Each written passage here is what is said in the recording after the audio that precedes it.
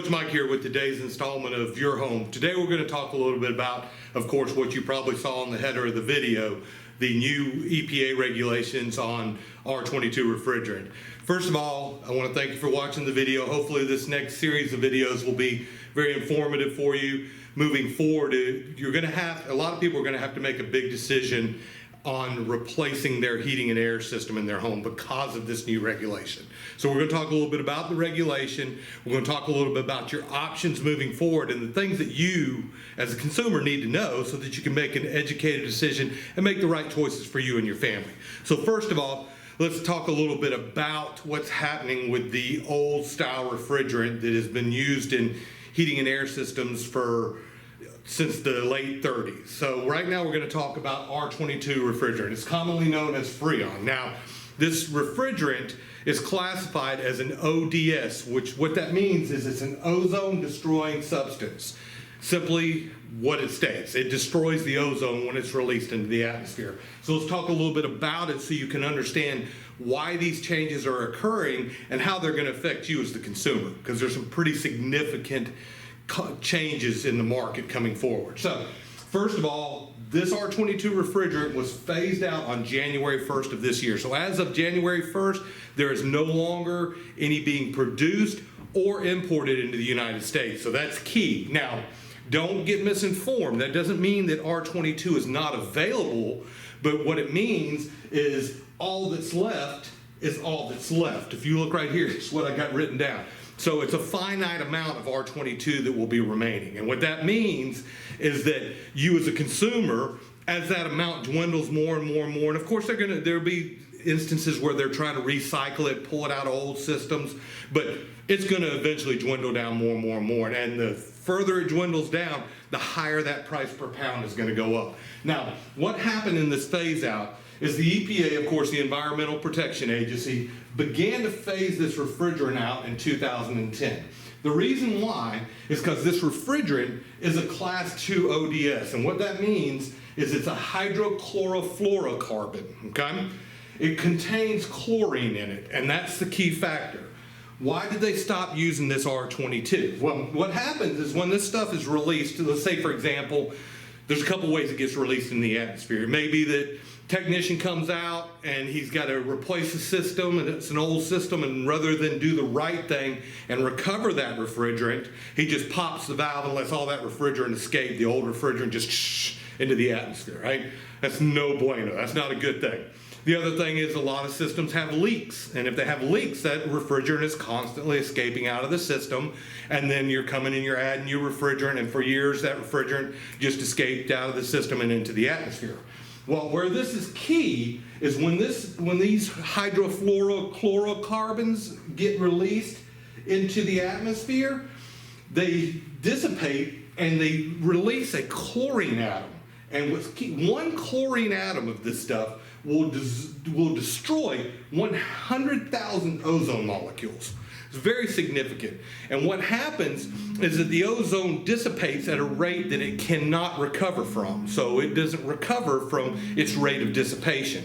That's the biggest fear. So this was all what they did with the Environmental Protection Agency was tied to the Montreal Act of the late 80s. That's when over 100 different countries got together and decided they were going to phase out the old R12 refrigerant that used to be in cars. That was the first thing that went away. They went from what's called R12 to R134, which is what all new cars use. No longer has the chlorine molecule in it, okay?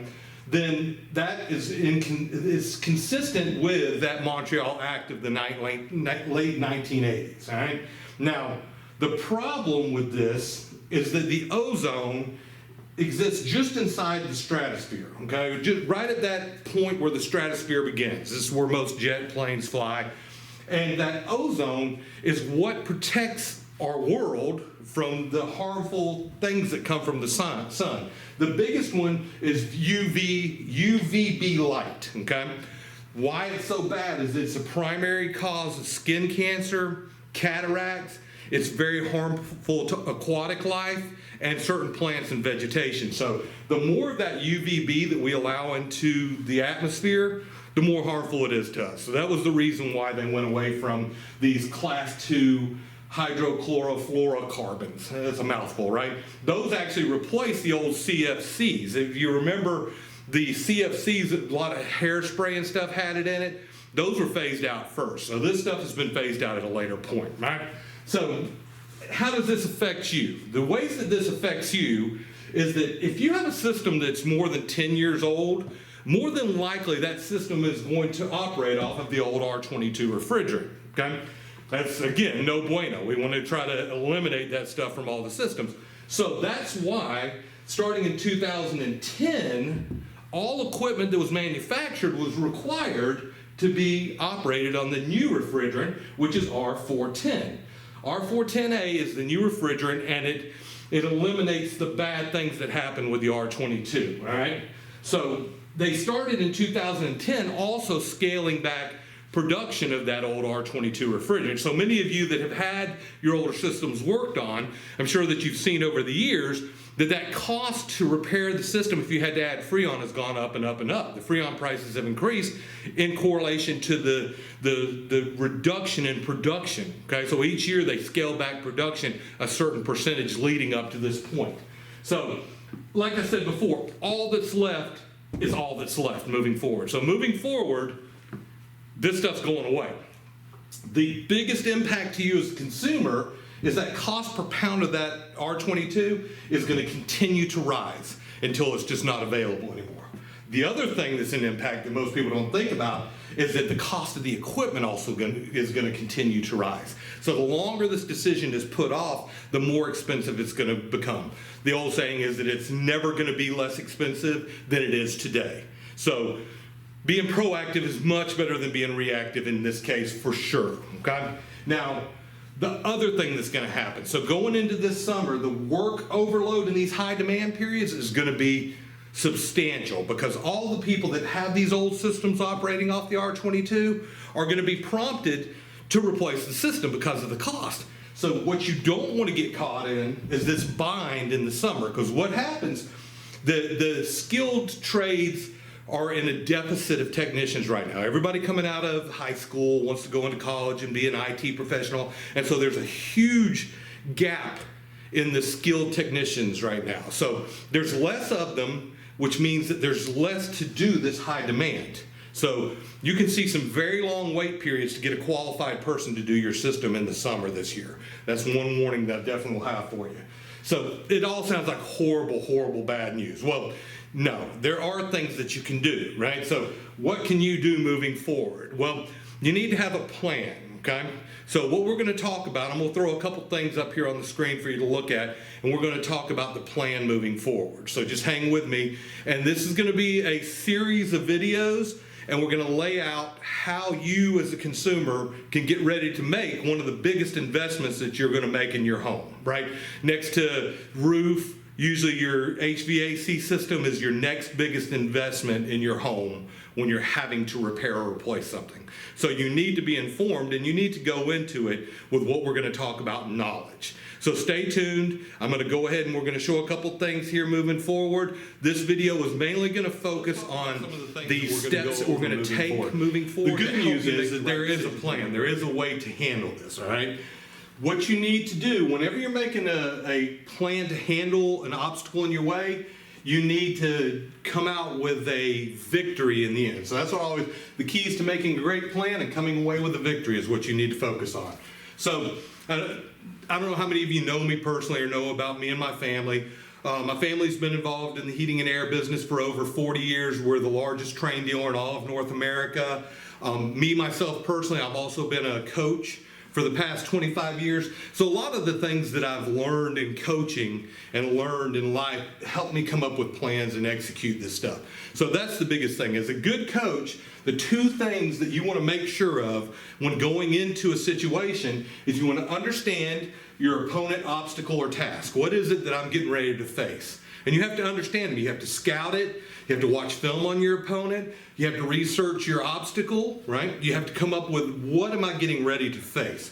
The other thing, and the most important thing at that point, is to develop a great game plan. Not on game day, not show up on the day of the game and go, okay, how am I gonna defeat these guys, or how am I gonna overcome this obstacle? It's too late at that point, right? The hay's already in the barn. That's an old football saying.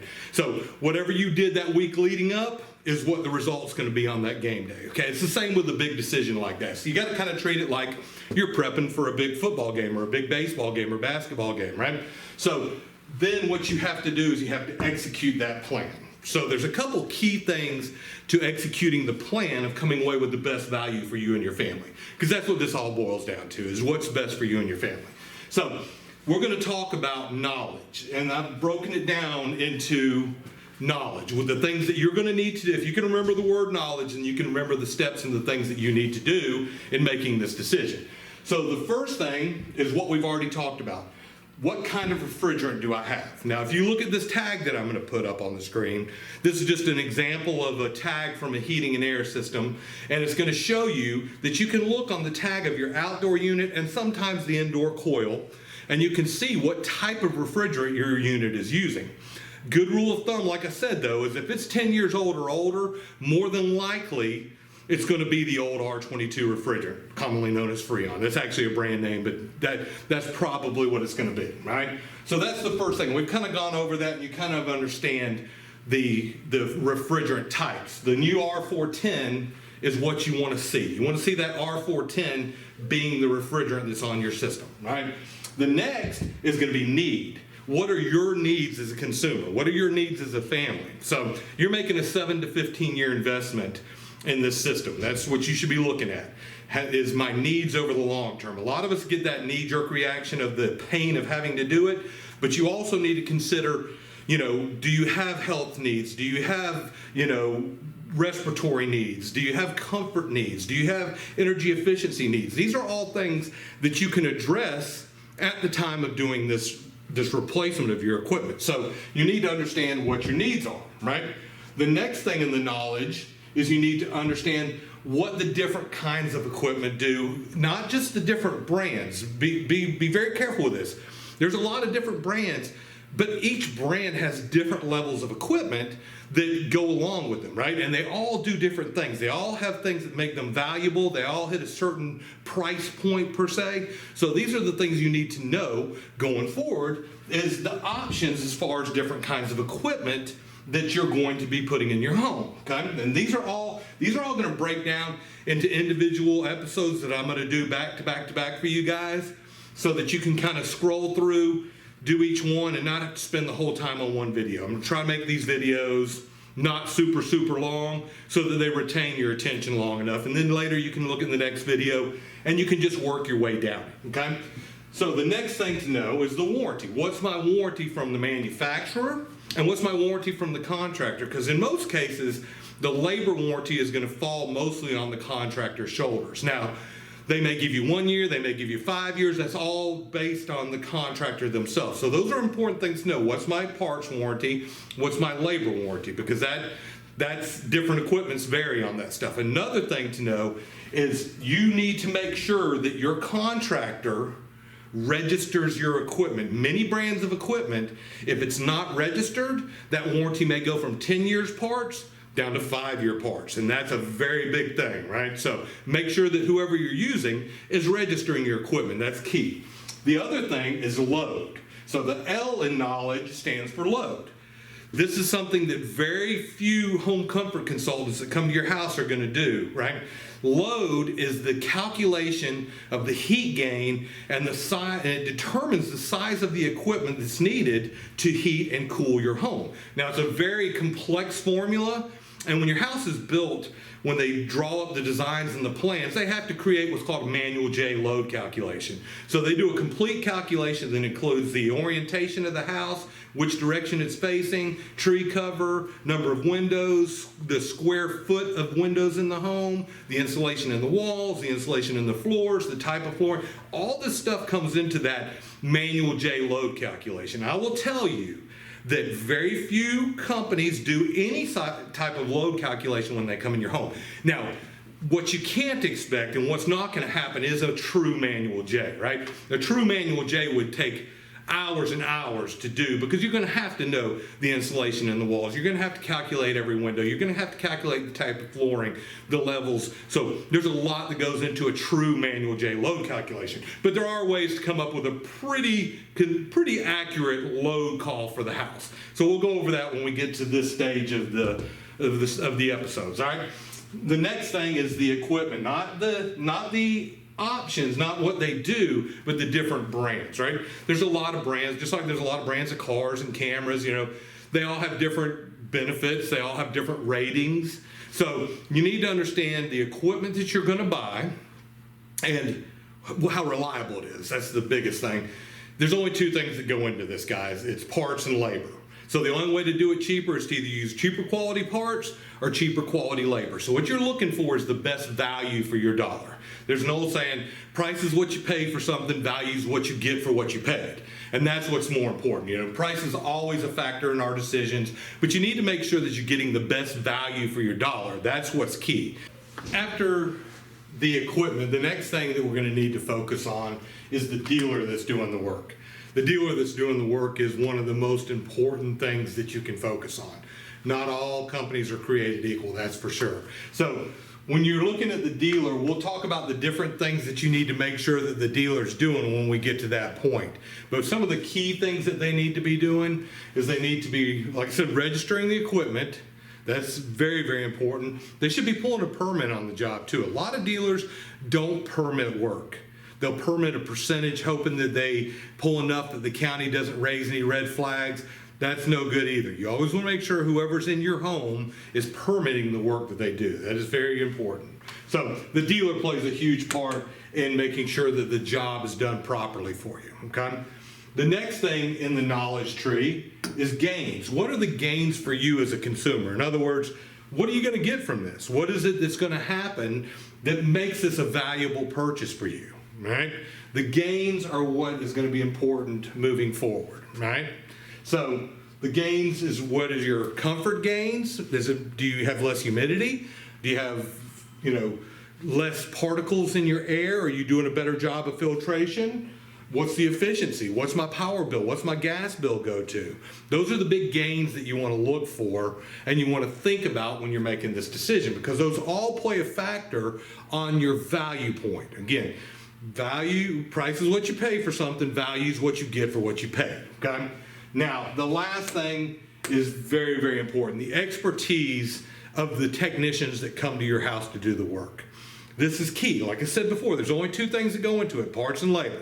So the labor portion is as important as the parts portion. According to the EPA, over 70% of the systems that are installed in the United States are installed incorrectly. And those are the things that lead to the shortening of the life, the breakdown of the equipment.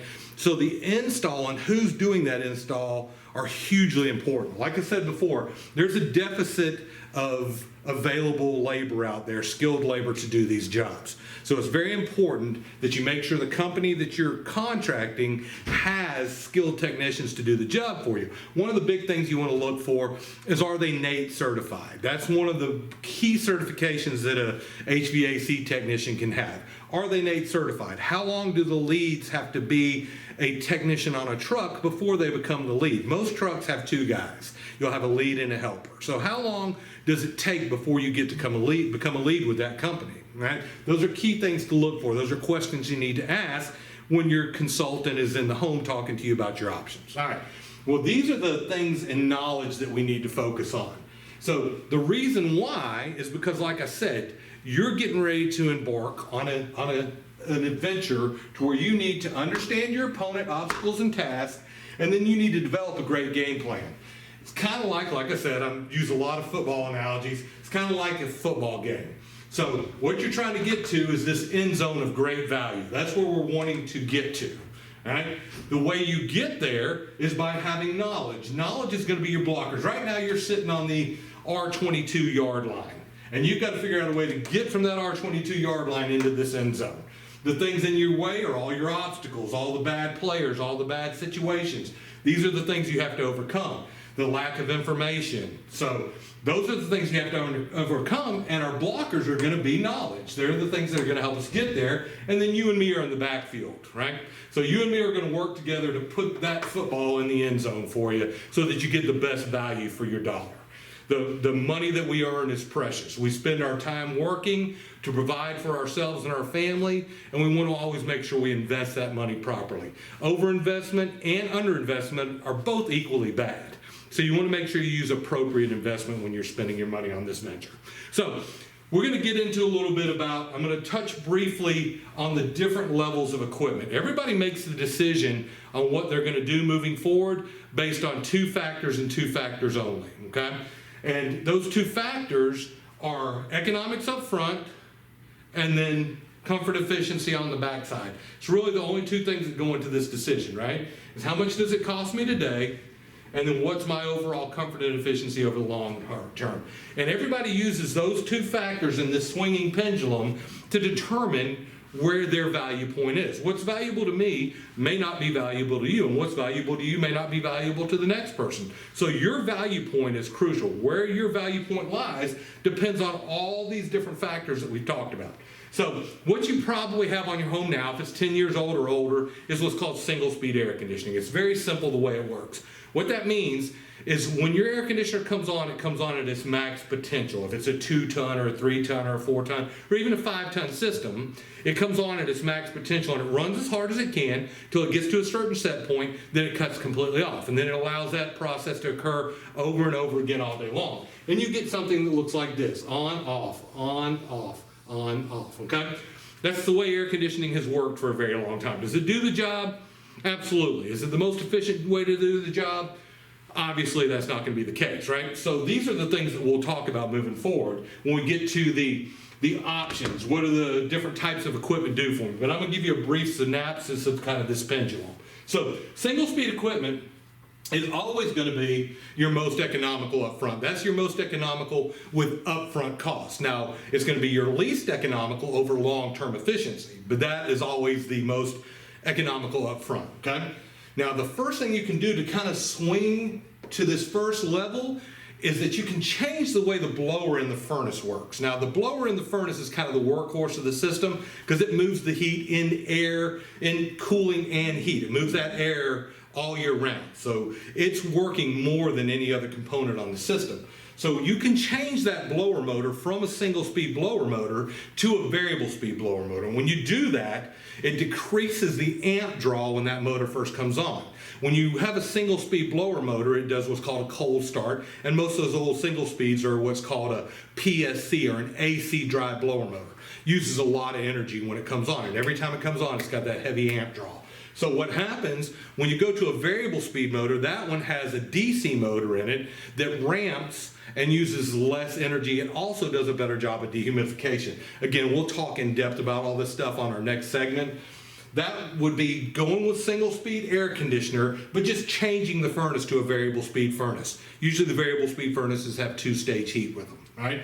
Now, to get kind of this sweet spot in the middle, now you're going to start to affect the way the air conditioning itself works. The first thing you can do on affecting the air conditioning is you can go to a 2-speed air conditioner, and as simple as it sounds. Instead of that thing being full blast every time it comes on, it's got a couple different speeds that it can operate at. Anytime you get from here over, they're always going to be tagged with a variable speed furnace. So you need the variable speed furnace to operate these different levels of equipment. So 2-stage kind of puts you in that sweet spot right in the middle. Now when you get over on this side, you're starting to talk about our True Comfort series. This is the Trane True Comfort equipment. Now what this is fully variable speed. The air conditioner itself has over 700 speeds of cooling. The furnace is a variable speed furnace, and you're going to get the best humidity control, the best comfort control, where it maintains the temperature you're asking for in these systems, right? This again, as you swing this pendulum, you got a cost versus value, equation you have to figure out. So I've never had, the two things I can tell you, I've never had anybody complain about the comfort of a variable speed system, and I've never had anybody do anything less on their second or third system they've done, okay? So it's a different level of comfort, and we'll talk again when we get to the options about how the systems work and about the features and benefits for you. Now this last level is kind of the Mac Daddy. This is the dual fuel. You can go dual fuel, you can have zoning in your home, and these are all in-depth things that we'll talk about when you're making the decision. You have to understand, and your comfort consultant has to be very knowledgeable to start moving into these realms here, because you can easily get messed up with them, right? So you want to make sure that whoever's doing this knows what they're doing. So this is kind of the layout. You and me are going to figure out a way to take this football and put it in that end zone of value. So over the next couple episodes, we're going to talk about that, and together we'll go on this journey, and hopefully you'll come up with the answers that you need. And guys, if you live in the metro Atlanta area, you can reach out to me and give me a call. My family's business has been around for over 40 years. We're the largest train dealer in all of North America. We're very proud of the things we do here in Atlanta. We've got a great reputation and some of the greatest crews out there. And we have some great financing programs too that we'll talk a little bit about. So if you need me, my name is Mike Prater. Email me at mikeprater@reliableair.com. So I'll be glad to help you guys. And I'll have a couple more episodes coming out here shortly, but this will kind of get you off the ground and kind of explain to you what this R22 situation is moving forward. Again, thanks for watching your home, and look forward to seeing you on the next episode.